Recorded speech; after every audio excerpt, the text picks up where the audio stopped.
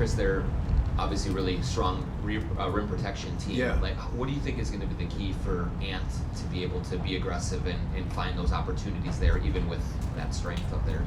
Yeah, I think, well, we're gonna have to get some in transition for sure. I mean, they've done a heck of a job, like retooling their defense after the trade deadline. Not just with the addition of Gafford, and then Lively as a second unit big, which gives you a lot of the same stuff. But they just all bought in now. There's toughness. They contain the ball really well. So, it's got to make multiple attacks, make the right play. A little bit different style of defense than we've seen so far in the playoffs. So we'll have to figure it out as we go along. But we know that they're going to have a good game plan for Anthony. So we'll have to see what that is and just adjust off of it. Hey Chris, the governor's proclamation included "Bring Your Ass" after Anthony Edwards. Just wondering if you saw that and what you think of just Ant's impact and how the whole city, the whole state is rallying around this team right now. Yeah, no, I saw it. Someone forwarded it to me. It's pretty cool. Real cool, actually. People take to Anthony. Since I got here, he's been extremely popular with the media. I think his genuineness is what people really are drawn to. And something like this, where given the moment and everything, certainly catches on, and it's fun to watch people embrace it.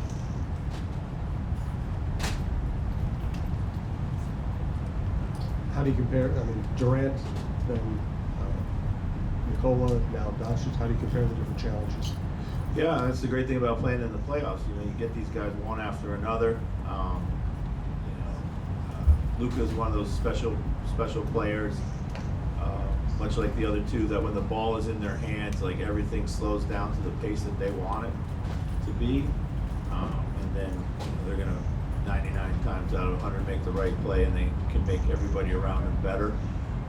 So it's going to be a team effort to try to control that. It starts with point of attack. He has the ball in his hands a lot, so we're going to have to try to bother him as much as we can, but he's done such an amazing job of getting all of his teammates involved in the flow of the game. Chris, they've changed so much from the beginning of the year to now. What are the through lines that you see in terms of what their identity is? I mean, Luka and Kyrie still, but I said this a couple times so far. I think, like ourselves, they're a great example of when you make seismic changes to your roster. It takes time, and the chemistry between those two guys looks like it's at an all-time high right now. It looks like they've played together forever. But if you go back 1 year, it's not the case. It's just so much learning to go into these things. And then, I think, of course, with their additions, it just accentuates their best players. But those two guys are driving everything that they're doing, really, offensively, for sure.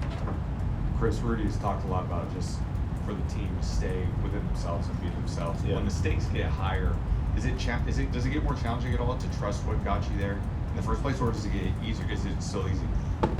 Yeah, that's a good question. You're going to ask me in a couple hours.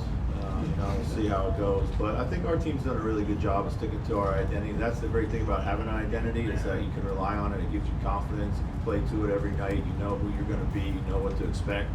And then you can kind of add to it or try to play off of it. But you certainly can't go away from it. It is sometimes when you get to the playoffs, and as a young team in the past when we've been in playoff games, we have tried to do too much, but I haven't seen that really this postseason yet. Chris, is Kyle Anderson part of the answer against Luka Doncic, and if so, in that matchup, what does he do well there guarding him? Yeah, I mean, I feel like this is certainly a series where Kyle could play a big part. Defensive versatility for sure, whether it be on Luka or others, has been big for us. So no doubt about that.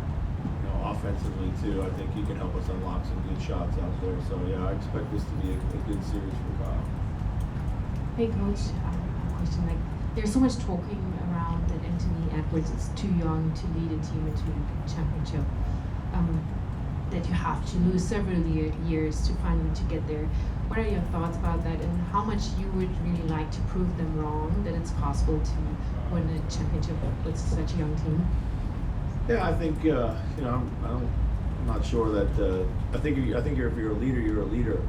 I think it's either in you or it's not. I'm not sure that these things are made. Now, certainly experiences help over time, but I think one of the main things I've been most impressed about Anthony is just how his leadership has blossomed through this playoffs. It starts with demanding a lot of yourself, which he always does.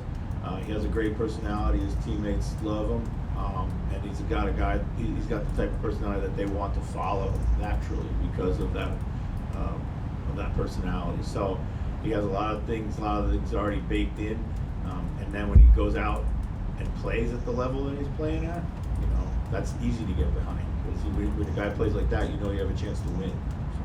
Chris, when did you first see Luka? Did you see him before he got to the NBA at all? The first time I saw him in person was here in the NBA, but I had watched him, on different European tournaments on TV. So.